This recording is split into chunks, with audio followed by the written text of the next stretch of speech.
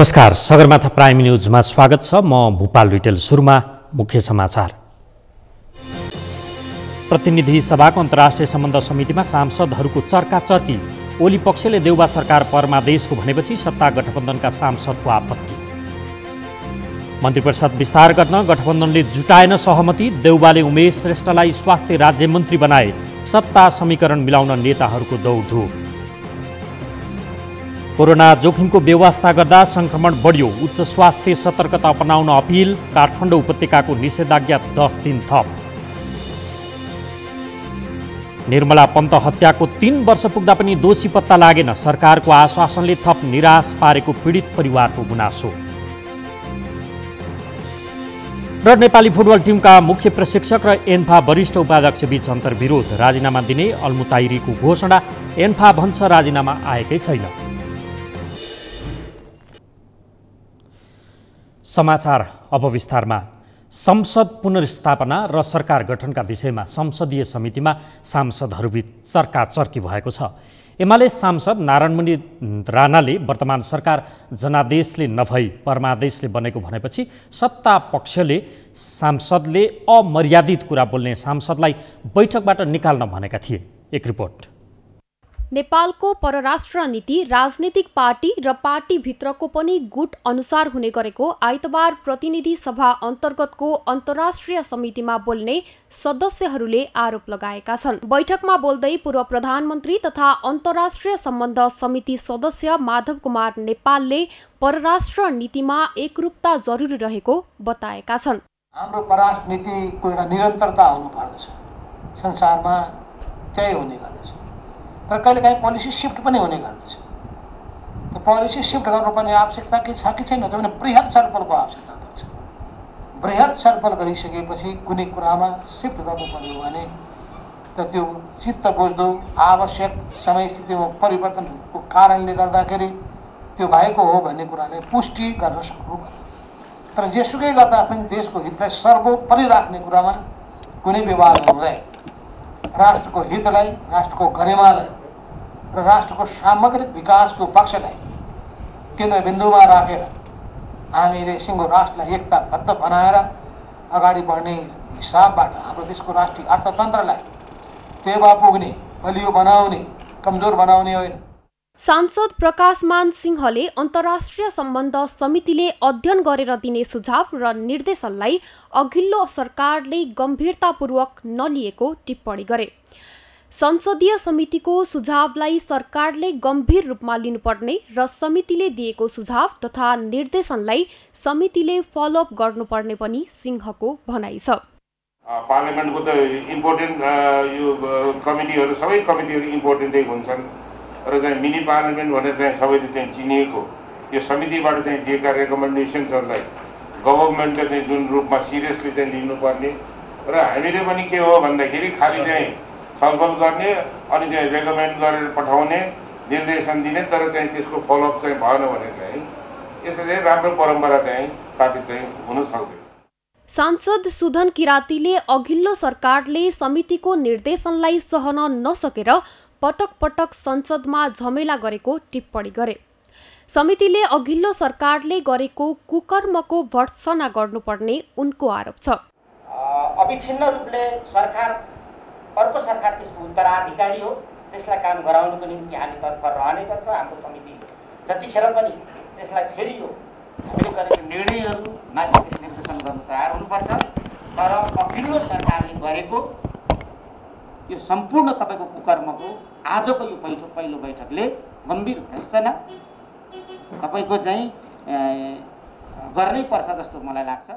सांसद दिव्यमणि राजभण्डारीले विगतको सरकारले लिएको परराष्ट्रसँग सम्बन्धित क्रियाकलाप र नीतिहरूले राष्ट्रलाई धेरै नोक्सान पुर्याउने बताए। राजदूत नियुक्ति मापदण्ड विपरीत गरिएको उल्लेख गर्दै उनले लागू गर्न सकिने गरी नयाँ किसिमको मापदण्ड बनाउन सरकारलाई आग्रह गरेका छन्।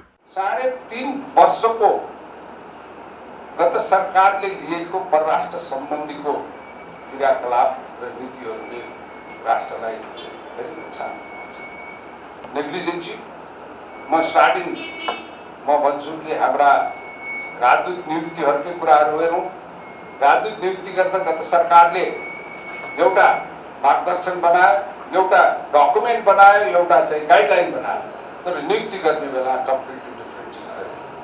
मलाई खुसी छ यो सरकारले पहिला सुरु सर्वोच्च अदालतले नै यसको व्याख्या गरिदियो, भनेदेखि पछिल्लो सरकारले पनि यस्ता नियुक्तिलाई चाहिँ क्यान्सल गर्यो।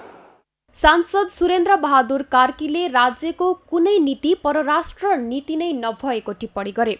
एउटा पार्टी र पार्टीभित्र पनि गुट अनुसार परराष्ट्र नीति र कूटनीति परिवर्तन हुने गरेको उनले बताए। राज्यको स्पष्ट परराष्ट्र नीति हुनुपर्ने उनले बताए। हामीले एउटा ग्रान्ड स्ट्राटेजी बनाउनु पर्यो, एउटा बृहत्तर चाहिँ नीति हामीले बनाउनु पर्यो र त्यसमा हामीले पहिले छुट्याइदिनु पर्यो। यो क्षेत्रमा हामी अनुदान लिन्छौँ, यो क्षेत्रमा हामी ऋण लिन्छौँ, यो क्षेत्रमा हामी लिँदैनौँ, हामी विदेशको केही पनि लिँदैनौँ। अब अहिलेसम्म के देखिन्छ त भन्दा अब हामीलाई चाहिएको नुन भुटुन छ, छिमेकीमा फर्सी धेरै छ, फर्सी ल्याइदिन्छ र भन्छ ल फर्सी, अनि हाम्रो यहाँ सुरु हुन्छ फर्सी नै हाम्रो प्राथमिकता जस्तो। सांसद मोहन बानियाले संसदीय समिति धेरै खोज अनुसन्धान गरेर सुझाव तथा निर्देशन दिने भएकाले सरकारले हुबहु पालना नगरे सरकारलाई नै घाटा हुने धारणा व्यक्त गरे। संसदको मिनी पार्लियामेन्ट यसले ठुलो महत्त्व राख्दछ। यसले दिएका सुझावहरू निर्देशनहरू हुबहु सरकारले चाहिँ एउटा फिडब्याकको रूपमा पालना गर्नुपर्छ। त्यो भएन भने सरकारलाई घाटा हुन्छ, हानि हुन्छ।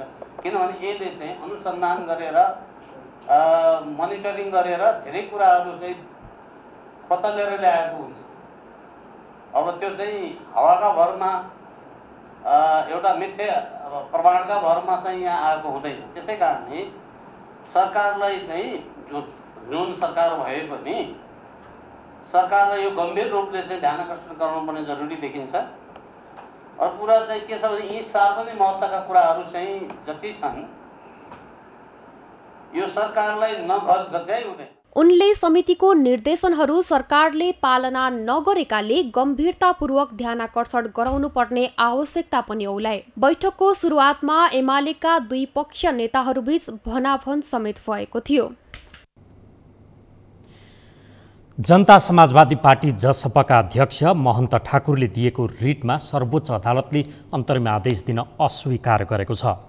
जसपाको विवाद निरूपण गर्न निर्वाचन आयोगले थालेको हेड काउन्ट रोक्न माग गर्दै ठाकुर पक्षले सर्वोच्चमा रिट हालेको थियो। सर्वोच्चले अन्तरिम आदेश दिन अस्वीकार गरेसँगै आयोगलाई विवाद निरूपणको फैसला सुनाउन बाटो खुलेको छ। न्यायाधीश कुमार रेग्मीको इजलासले यस विषयमा दुवै पक्षलाई साउन 15 गते छलफलका लागि बोलाएको छ। त्यस्तै निर्वाचन आयोगको निर्णयको सकल प्रति पनि मगाएको छ। समाचारमा पालो भएको छ विश्रामको। विश्राम अघि मुख्य समाचार।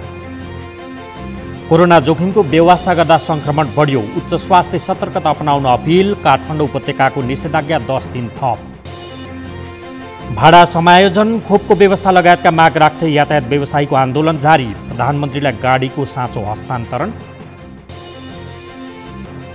र निर्मला पन्त हत्याको 3 वर्ष पुग्दा पनि दोषी पत्ता लागेन, सरकारको आश्वासनले थप निराश पारेको पीडित परिवारको गुनासो। विश्रामपछि समाचारमा पुनः स्वागत छ। अब बाँकी समाचार। नेपालमा आज थप 2237 जनामा कोरोना संक्रमण पुष्टि भएको छ। यो सँगै नेपालमा कोरोना संक्रमितको संख्या 7,34,779 जना पुगेको छ। आज थप 18 जना संक्रमितको मृत्यु भएको छ। हालसम्म नेपालमा संक्रमित 9,713 जनाले ज्यान गुमाएका छन्। त्यस्तै थप 2050 संक्रमित कोरोना मुक्त भएका छन्। हालसम्म नेपालमा 6,43,615 जना संक्रमित निको भएका छन्। हाल नेपालमा 27,228 अर्थात् 228 सक्रिय संक्रमित आइसोलेसन र 340 जना क्वारेन्टाइनमा छन्। डेढ वर्षदेखिको महामारीले धेरै उद्योग व्यवसायदेखि आम नागरिकका दैनिकी अस्तव्यस्त भएका छन्। महामारीबाट जोगिँदै जीविका सहज बनाउन अनेक प्रयास भइरहेका छन्। तर यस्तो समयमा पनि राजनैतिक दलका गतिविधि भने उही पुरानै शैलीका छन्। सडकमा अनावश्यक भिड जम्मा गरेर शक्ति, दम्भ र आडम्बर प्रदर्शन गर्नमै राजनैतिक नेतृत्व रमाइरहेको छ। यसले कोरोना भाइरसको महामारीलाई नै चुनौती दिएको छ। समीर जोशीको रिपोर्ट। सरकारले निषेधाज्ञा खुकुलो बनाएसँगै कोरोना महामारीको संक्रमण फेरि तीव्र रूपमा फैलन थालेको छ। अधिकांश बजार, व्यवसाय तथा कामकाजका क्षेत्र खुलेपछि बढेको भिडभाड र स्वास्थ्य मापदण्ड पालनामा भएको हेलचक्राइले संक्रमण बढ्दो छ। तर समाजलाई आफू पछाडि हिँडाउने राजनीतिक र तिनका अगुवाहरूले भने महामारीलाई चुनौती दिइरहेका छन्। महामारी व्यवस्था गर्दै भइरहेका यस्ता सभा, जुलुस र धरना तेस्रो लहरको कारण बन्न सक्ने खतरा छ। यस्ता गतिविधिले निकटमा रहेको भनिएको महामारीको अर्को लहरलाई आगोमा घिउ थप्ने काम गर्न सक्ने विज्ञहरू बताउँछन्। तेस्रो लहर अझ घातक बन्न सक्ने भएकाले यस्ता गतिविधि नगर्न विज्ञहरूले चेतावनी दिइरहेका छन्। आजको अहिले भएको भिडको नतिजा भोलि देखिँदैन, पर्सि देखिँदैन, क्रमशः उकालो लाग्छ, बिस्तारै उकालो लाग्छ र केही हप्तामा, 3-4 हप्तामा एकदमै गाह्रो अवस्था आउन सक्छ। त्यो अवस्था नआओस् भन्न हामी अहिलेदेखि सजग भयौँ भने सङ्क्रमण रोकथाम गर्न सक्छौँ। हामी भोलि गाह्रो भइसकेर सङ्क्रमण एकदमै धेरै भइसकेको अवस्थामा अस्पतालको उपचार व्यवस्थापनबाट हामीले नतिजा खोज्यौँ भने जुन एकदमै कम नतिजा आउँछ, धेरैभन्दा धेरै पीडा हुन्छ, धेरैभन्दा धेरै खर्च हुन्छ, धेरैभन्दा धेरै व्यक्तिहरूलाई दुःख हुन्छ। त्यो गर्नु नपरोस् भनेर हामीले मास्क लाउने कुरा अहिले भनेका हौँ। हामीले मान्छेबाट मान्छे डराउँ, सङ्क्रमणको आशंकाले डराउँ भनेका हौँ। यसो गर्न सकियो भने सङ्क्रमण रोकथाम नियन्त्रण गर्न सकिन्छ। नयाँ स्वरूपको भाइरस भित्रिएको भनेर जनस्वास्थ्यविदहरूले सावधानी अपनाउन सुझाव दिइरहेका बेला फेरि पनि प्रदर्शन र आन्दोलनको लहर चलेको छ। गत वर्ष पनि कोरोना नियन्त्रणमा नआउँदै राजनीतिक दलहरू सडक प्रदर्शन र नारा जुलुसमा उत्रिएपछि कोरोनाको दोस्रो लहर भयावह रूप लिएको थियो, जसको असर नसकिँदै अहिले फेरि राजनीतिक दलका नेता कार्यकर्ता पुनः आन्दोलन र भिडभाड गर्न लागि परेका छन्। हामी अहिले तेस्रो सङ्क्रमणको, तेस्रो लहरको जोखिममा सङ्घारमा देखिँदैछौँ। हामी दोस्रो सङ्क्रमणको एकदमै उच्च लहरबाट क्रमशः कम हुँदै आएपछि हामीले निषेधाज्ञाको कुलो गऱ्यौँ। हामी मानिसहरूबाट सबै किसिमको व्यवहार अगाडि बढ्छ, हामी महामारीलाई आत्मसात गर्दै सबै व्यवहार गर्छौँ भन्ने अपेक्षा गऱ्यौँ। तर नतिजा त्यस्तो देखिरहेको छैन। भिडभाडहरू बढेको छ, हाम्रो वरिपरिको परिदृश्यलाई सङ्क्रमण बढाउने खालको गतिविधि बढेको छ। हामी कार्यालयहरूमा काम गर्ने क्रममा पनि हेर्ने सानो कोठामा धेरै मानिसहरू काम गरिरहेका पनि बढिरहेका छन्। अनि बसुन्जेलसम्म हामीले मास्क लगाउँछौँ, तर चिया खाजा खाने क्रममा हामीले सबैले मास्क खोल्छौँ। हामीले बसेका कार्यकक्षमा बसेका कोठाहरूमा पनि राम्रोसँग भेन्टिलेसनहरू नभएका अवस्थाहरू हुन सक्छन्। यी सबै भनेका हामीलाई सङ्क्रमण बढाउनका लागि कारक तत्त्वहरू हुन्। त्यस्तै गरी हामीले सार्वजनिक स्थलहरूमा मान्छेहरू गएको, भेटेको, पार्कहरू घुमेको, रेस्टुरेन्टहरूमा गएको, हामीले त्यो एकदमै त्यहाँ बसेर मानिसहरू खाने गतिविधिहरू बढेको, रोडहरूमा जुलुसहरू, धेरै किसिमका सभा सम्मेलनहरू भइरहेका, धेरै ठुला ठुला ठाउँहरूमा गोष्ठीहरू सञ्चालन भइरहेका जुन देखिरहेका छौँ, यसको नतिजा सङ्क्रमण आशंका लागेर परीक्षण गरेका व्यक्तिहरूमध्ये सङ्क्रमण पुष्टि हुनेको दर बढ्दै गएको छ। पछिल्लो एक सातामा मात्रै काठमाडौँ उपत्यकामा करिब 5000 सङ्क्रमित देखिएका छन्, जुन दैनिक 700 भन्दा माथिको सङ्ख्या हो। काठमाडौँ उपत्यकाका त्यसै पनि कोरोनाको सङ्क्रमण जोखिम रहेको छ। त्यसमाथि दिनै प्रदर्शन र सर्वसाधारणको हेलचक्राइ बढ्दा सङ्क्रमणले डढेलोको रूप नलेला भन्न सकिन्न। सगरमाथा टेलिभिजनका लागि क्यामेरामा केशव तिमेलसनाका साथमा समीर जोशी, काठमाडौँ। काठमाडौँ उपत्यकाको निषेधाज्ञा फेरि 10 दिन थपिएको छ। काठमाडौँ, ललितपुर र भक्तपुर जिल्लाका प्रमुख जिल्ला अधिकारीको बैठकले आगामी साउन 20 गतेसम्म निषेधाज्ञा थप्ने निर्णय गरेको हो। हालकै प्रतिबन्धलाई यथावत राख्दै निषेधाज्ञा जारी गरिएको हो। अमृत ढकालको रिपोर्ट। वैशाख 16 गतेदेखि जारी काठमाडौँ उपत्यकाको निषेधाज्ञा कम्तीमा आगामी साउन 20 गतेसम्म कायम हुने भएको छ। आइतबार बसेको काठमाडौँ, ललितपुर र भक्तपुर जिल्ला प्रमुखको बैठकले कोरोना महामारी कायमै रहेकाले निषेधाज्ञा साउन 20 गतेसम्म लम्ब्याउने निर्णय गरेको हो। कोरोना महामारी कायमै रहेकाले निषेधाज्ञालाई निरन्तरता दिइएको काठमाडौँ जिल्लाका प्रमुख अधिकारी कालीप्रसाद पराजुलीले जानकारी दिए। निषेधाज्ञाको नियममा भने कुनै परिवर्तन नभएको समेत प्रमुख जिल्ला अधिकारी पराजुलीले बताए। हामीले जारी गरेको निषेधाज्ञालाई चाहिँ निरन्तरता दिँदै वैशाख 16 गतेदेखि जारी भएको निषेधाज्ञा चाहिँ अब साउन 20 गतेसम्म थप 10 दिन वृद्धि गरेर 20 गतेसम्म लागू हुने गरी निरन्तरता दिएको छ। सार्वजनिक यातायात सञ्चालन गर्दा पूर्ण रूपमा स्वास्थ्य मापदण्ड अपनाएर मात्र सञ्चालन गर्नुपर्ने प्रशासनले जनाएको छ। सवारी साधनहरूमा हामीले अहिले अब सिट क्षमता अनुसार अनिवार्य रूपमा मास्कहरू लगाएर अब चाहिँ सञ्चालन गर्न दिने भनेको छ। यस्तै परीक्षाको समय भएकाले कुनै पनि परीक्षा नरोक्ने उपत्यका प्रशासनले जनाएको छ। परीक्षा सञ्चालनका क्रममा अनिवार्य जनस्वास्थ्यका मापदण्ड पालना गर्दै मास्क सेनिटाइजर प्रयोग गर्नुपर्ने जिल्ला प्रशासन कार्यालयले जनाएको छ। स्वास्थ्य प्रोटोकलहरू पालना गरेर अनिवार्य रूपमा मास्क लगाउने, भिडभाडजन्य गतिविधिहरू नगर्ने, भौतिक दूरी कायम गरेर आफ्नो कार्य सञ्चालन गर्ने भन्ने विषयमा हामीले जोड दिएका छौँ। र अझै पनि कोरोनाको सङ्क्रमण दर अब घटेको अवस्था होइन। अहिले यो अब एकदम बाध्यात्मक अवस्था हो। अब दुईटै चुनौतीमा हामी छौँ। अहिले अब कोरोनाको सङ्क्रमण दर घटेको पनि छैन, तर अब मानिसको दैनिक जीवन चलाउनु पर्ने पनि अवस्था भएको हुनाले केही सेक्टरहरूलाई चाहिँ खोलिएको। जेठ अन्तिमबाट कोरोना सङ्क्रमण दरमा कमी आएसँगै प्रशासनले निषेधाज्ञा केही खुकुलो पारेको थियो। त्यसयता आर्थिक गतिविधि क्रियाशील भए पनि कोरोना सङ्क्रमण भने बढ्न थालेको छ। सगरमाथा टेलिभिजनका लागि क्यामेरामा सन्तोष छेत्रीका साथमा अमृत ढकाल, काठमाडौँ। यातायात व्यवसायीहरूले सरकारलाई सार्वजनिक सवारी साधनको साँचो हस्तान्तरण गरेका छन्। कोभिड खोपको उचित व्यवस्थापन गर्नुपर्ने, भाडा समायोजन गर्नुपर्ने लगायतका 7 बुँदे माग राखेर आन्दोलित यातायात व्यवसायीले आज प्रधानमन्त्री शेरबहादुर देउवालाई साँचो बुझाएका हुन्। एक रिपोर्ट। यातायात व्यवसायीले काठमाडौँका प्रमुख जिल्ला अधिकारी काली प्रसाद पराजुली मार्फत प्रधानमन्त्री शेरबहादुर देउवालाई सार्वजनिक सवारी साधनको साँचो हस्तान्तरण गरेका छन्।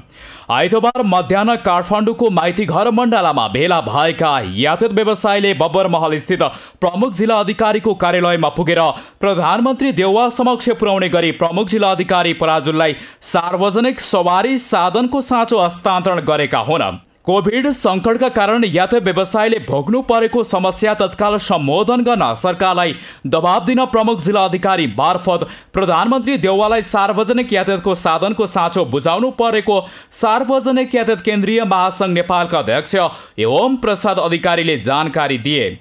अब पनि सरकारले माग सम्बोधन नगरे कडा आन्दोलनमा जान बाध्य हुने उनको चेतावनी छ।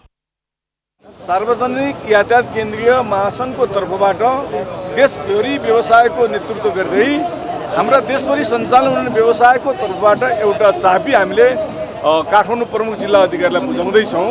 हाम्रो मागको सम्बन्धमा समयमा सम्बोधन भएन यदि भने हामीले कठोर कदमहरू अगाडि बढाउनेछौँ। त्यो विगतको सङ्केतले पनि सरकारले बुझ्न जरुरी छ।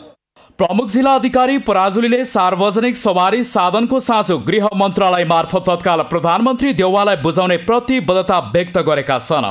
त्यस अवसरमा प्रजीय पराजुलीले कोभिड सङ्कट बढेर जाने सम्भावना रहेको औलाउँदै स्वास्थ्य सुरक्षा मापदण्डको पूर्ण पालना गर्न यातायात व्यवसायलाई आग्रह पनि गरे। अब यातायात व्यवस्था विभागका सचिवज्यू होइन, तपाईँहरूका समस्याहरू सम्बोधन गर्नको लागि तपाईँले त्यहाँ पनि आफ्ना कुराहरू राख्नुहोस् र चाहिँ अब एउटा घनीभूत रूपमा वार्ता संवाद जे पनि संवादबाट नै समाधान हुन्छ क्या होइन, संवादबाट नै समाधान हुने भएको हुनाले संवादतिर वार्ता मार्फत आफ्ना मागहरू प्रस्तुत गर्ने त्यहाँबाट सम्बोधन हुने कुराहरूतर्फ नै हामी लागौँ सबै। र यसमा म प्रमुख जिल्ला अधिकारीको नाताले मलाई प्राप्त भयो। अहिले पनि म मुख्य सचिवज्यूको मिटिङमा थिएँ। मैले हतार तपाईँहरूलाई यो टाइम दिएको हुनाले म उठेर आएको तपाईँहरू त्यहाँ मैले कुरा केही पनि राखिदिएको छु होइन। त्यो भएको हुनाले यो कुराहरू पनि म राख्ने प्रतिबद्धता पुनः व्यक्त गर्दै यहाँहरू सबैलाई धन्यवाद दिँदै र स्वास्थ्य प्रोटोकल पालना गरेर आफ्नो दैनिक कार्य पेसा व्यवसाय सञ्चालन गर्नको निम्ति अनुरोध गर्छु। कोभिड खोपको आवश्यक व्यवस्था मिलाउनु पर्ने, भाडा समायोजन गरिनुपर्ने, मौद्रिक नीतिमा व्यवसायको समस्या सम्बोधन गरिनुपर्ने, यातायातको बिमा नवीकरण जरिवानामा छुट गरिनुपर्ने, सडक कानुन तत्काल कार्यान्वयन गरिनुपर्ने लगायतका 7 बुँदे माग सम्बोधन गर्न गत असार 24 गतेदेखि आन्दोलन गर्दै आएका छन्। यातायात क्षेत्रसँग सम्बन्धित सबै निकायमा माग सम्बोधन गर्न दिएको दबाव पुरा नभएपछि प्रधानमन्त्रीलाई सार्वजनिक यातायातको साँचो नै बुझाउन बाध्य हुनु परेको महासङ्घले जनाएको छ। 3 वर्ष अघि अर्थात् 2075 साउन 10 गते कञ्चनपुर भीमदत्त नगरपालिका 2 की निर्मला पन्तको बलात्कारपछि हत्या भएको थियो। घटनाको 3 वर्ष बित्यो तर अहिलेसम्म दोषीको पहिचान भएको छैन। कहाँ पुग्यो त हत्याको अनुसन्धान? पुष्कर खतिवडाको रिपोर्ट। बलात्कारपछि हत्या गरिएकी कञ्चनपुरकी 13 वर्षीय बालिका निर्मला पन्त प्रकरणको 3 वर्ष बितेको छ। 2075 साउन 10 गते साथीको घरबाट बेपत्ता भएकी निर्मलाको शव भोलिपल्ट घर नजिकैको उखुबारीमा भेटिएको थियो। तर विडम्बना घटनाको 3 वर्ष बित्दा समेत दोषी पत्ता लाग्न सकेको छैन। निर्मलाको न्यायका लागि देशव्यापी प्रदर्शन भयो। आन्दोलनका क्रममा धेरै घाइते बने, एकजनाको त ज्यान समेत गयो। तर पनि अहिलेसम्म निर्मला र निर्मलाको परिवारले न्याय पाउन सकेका छैनन्। तत्कालीन आइजिपी सर्वेन्द्र खनाल, तत्कालीन गृहमन्त्री रामबहादुर थापा बादल र पूर्व प्रधानमन्त्री केपी शर्मा ओलीले निर्मलाका हत्यारालाई कारवाही गर्छौं, हत्यारा उम्कन पाउँदैन भनेर आशा देखाए। तर अझै पनि दोषीको अत्तो पत्तो छैन। अहिले नयाँ बनेको सरकारबाट न्याय पाउने आशमा छन् निर्मलाका परिवार। यता प्रहरीले निर्मला हत्या प्रकरणको अनुसन्धान जारी रहेकाले दोषी पक्राउ हुने आश्वासन दिएको छ।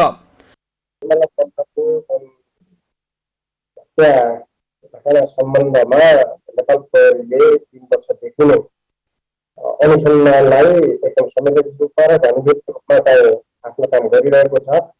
अब यसमा चाहिँ उपलब्धि कुरा चाहिँ यो सफल अनुसन्धानको कुरा र अभियुक्तलाई सार्वजनिक गर्ने सन्दर्भको कुरा नहुँदासम्म त्यो सफलता भएको मानिँदैन। तर 3 वर्षको अवधिमा नेपाल प्रहरीले केन्द्रीय स्तरबाट केन्द्रीय अनुसन्धान ब्युरो, प्रादेशिक रूपमा प्रादेशिक प्रहरीको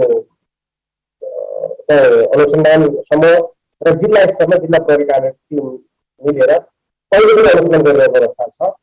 सबै सम्भावनाहरूलाई निहालेर अनुसन्धानको दायरालाई साँघुरो बनाउने काम भइरहेको अवस्था छ। ढिलो चाँडो अनुसन्धान सफल हुन्छ र त्यसमा संलग्न पक्षकारलाई कानुनी दायरा ल्याउने सन्दर्भमा प्रहरी एकदमै पहिलो प्राथमिकता राखेर यसलाई चाहिँ अनुसन्धान गरिरहेको अवस्था छ। अब अभियुक्त पक्राउ गरेर कानुनी दायरा नलिँदासम्म त्यो सफलता के भयो, कति भयो, कति प्रगति भयो भन्ने कुरा नै हुँदैन। किनकि त्यो अवस्थामा हामी छिटो नै आउनेछौँ। त्यस कारणले यसमा हामी अहिले एकदम संवेदनशील रूपमा चाहिँ अनुसन्धानको कुरालाई गम्भीरता दिइरहेको अवस्थामा छौँ। अनुसन्धानको दायरा साँघुरो भएको महसुस चाहिँ भएको छ। यही कुरा हो। पूर्व प्रहरी अधिकारी प्रहरीले आन्दोलनको भिडबाट नभई अनुसन्धानमा लक्षित भएर दोषीसम्म पुग्नुपर्ने बताउँछन्। सुरुमै डे 1 देखि नै प्रहरीको अनुसन्धान तपाईको भिड निर्देशित रह्यो। भिडले जे भन्यो त्यही गर्ने। त्यसले भिड निर्देशित अनुसन्धान चाहिँ नि कहिले पनि सफल हुँदैन। अर्को कुरो क्षेत्रीय स्तरसम्म तपाईको अत्याधुनिक डिजिटल फरेन्सिक ल्याबहरू चाहिँ नि उपलब्ध हुनुपर्छ।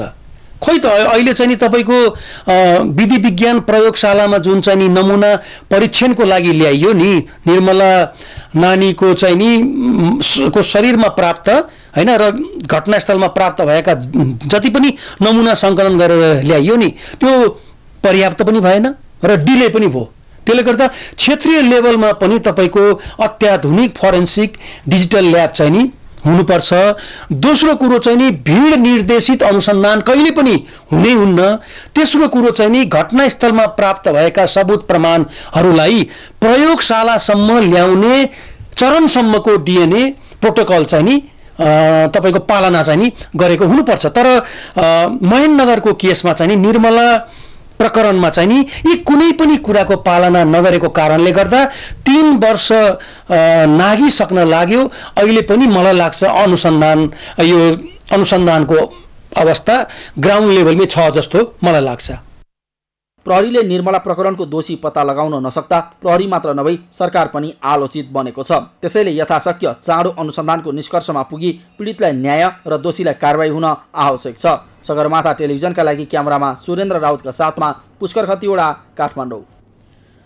राप्ती लोकमार्ग अन्तर्गत रुकुम पश्चिमको पितिमाङ खोलामा हुइम पाइप डाइभर्सन निर्माण गरिएको छ। मनसुन सुरु भएसँगै हरेक वर्षको बर्सातमा खोलाको बहाव बढेर सवारी आवागमनमा समस्या हुने भएपछि हुइम पाइप डाइभर्सन निर्माण गरिएको हो। सडक डिभिजन कार्यालय चौरजहारीका अनुसार पितिम्बाङमा निर्माणाधीन पक्की मोटरेबल पुलको काम समेत अधुरै रहेकाले हुइमपाइप डाइभर्सन निर्माण गरिएको हो। खोलामा डाइभर्सन निर्माण भएसँगै लोकमार्गमा चल्ने सवारी साधन, यात्रु र स्थानीयवासीले वर्षौँदेखि भोग्दै आएको समस्या केही हदसम्म हटेको छ। त्यस्तै वर्षायाममा खोलाको बहाव बढ्दा यसअघि स्थानीय युवा समूहलाई पैसा तिरेर साना सवारी साधन वारपार गराउनुपर्ने समस्या पनि हटेको छ।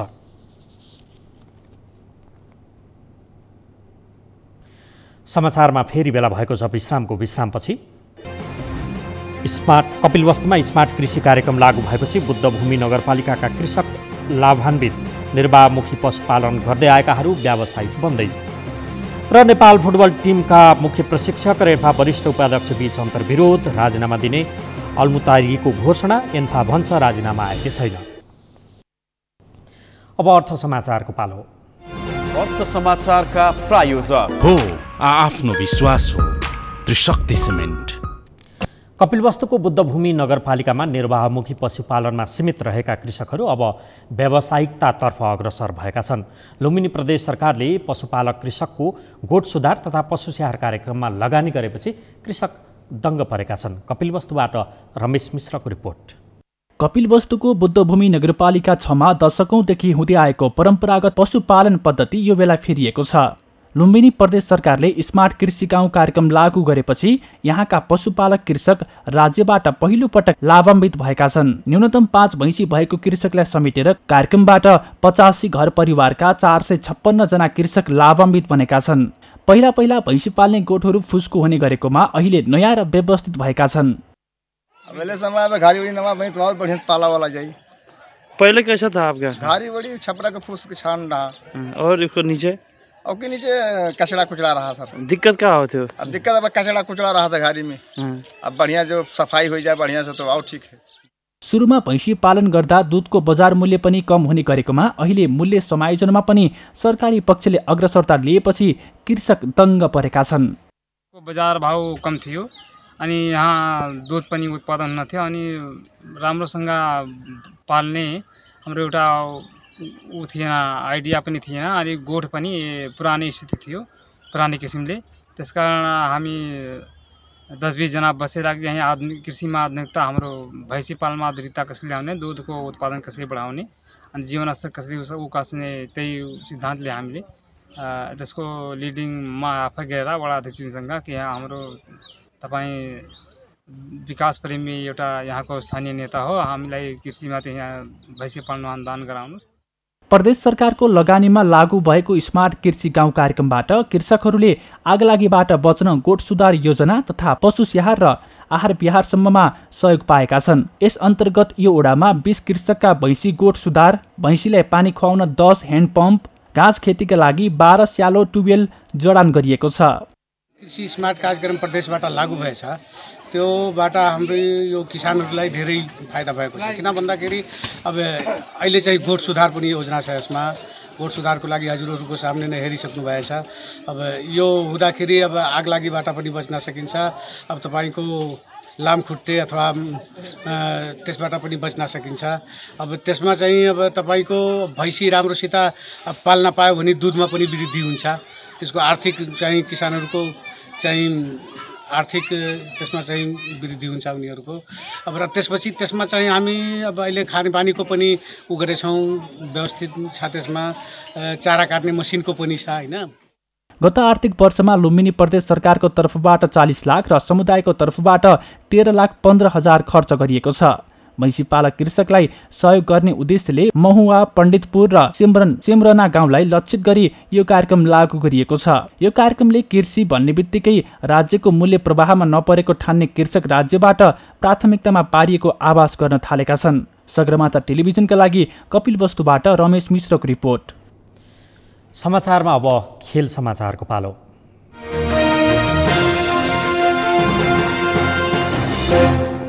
सामाजिक सञ्जालमा फुटबलका मुख्य प्रशिक्षक अब्दुल्ला अल्मुताइरीले राजीनामाको घोषणा गरे पनि अखिल नेपाल फुटबल सङ्घ एन्फाले आधिकारिक रूपमा नआएको जनाएको छ। उपाध्यक्ष पङ्कज विक्रम नेम्बाङका कारण राजीनामा दिन बाध्य भएको उनले घोषणा गरेका थिए। सामाजिक सञ्जालमा यसलाई पोस्ट गर्दै उनले आक्षेप लगाउने प्रयत्न मात्र गरेको नेम्बाङले बताएका छन्। यो सँगै हामी समाचारको अन्त्यमा आएका छौँ। अन्त्यमा मुख्य समाचार फेरि एकपटक।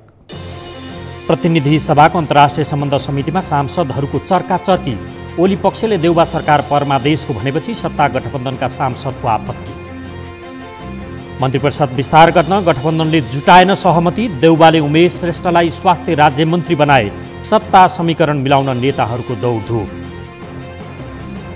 कोरोना जोखिमको व्यवस्था गर्दा संक्रमण बढ्यो। उच्च स्वास्थ्य सतर्कता अपनाउन अपिल। काठमाडौँ उपत्यकाको निषेधाज्ञा 10 दिन थप। निर्मला पन्त हत्याको 3 वर्ष पुग्दा पनि दोषी पत्ता लागेन। सरकारको आश्वासनले थप निराश पारेको पीडित परिवारको गुनासो। र नेपाली फुटबल टिमका मुख्य प्रशिक्षक र एन्फा वरिष्ठ उपाध्यक्ष बीच अन्तर्विरोध। राजीनामा दिने अल्मुताइरीको घोषणा। एन्फा भन्छ राजीनामा आएकै छैन। हवस् त सगरमाथा प्राइम समाचार अहिलेलाई सकियो। तपाईँ समाचार बुलेटिनका साथै सगरमाथा टेलिभिजनका सम्पूर्ण कार्यक्रम www.sagarmatha.tv मा पनि पढ्न र हेर्न सक्नुहुनेछ। साथै युट्युबमा youtube.com सगरमाथा टिभी नेपालमा हेर्न सक्नुहुन्छ। साथै तपाईँ हामीलाई फेसबुकमा पनि facebook.com/stv नेपालमा फलो गर्न सक्नुहुन्छ। समाचारको शिखर नेपालको गौरव नेपालको पहिलो न्युज च्यानल सगरमाथा टेलिभिजन हेर्दै गर्नुहोला। नमस्कार।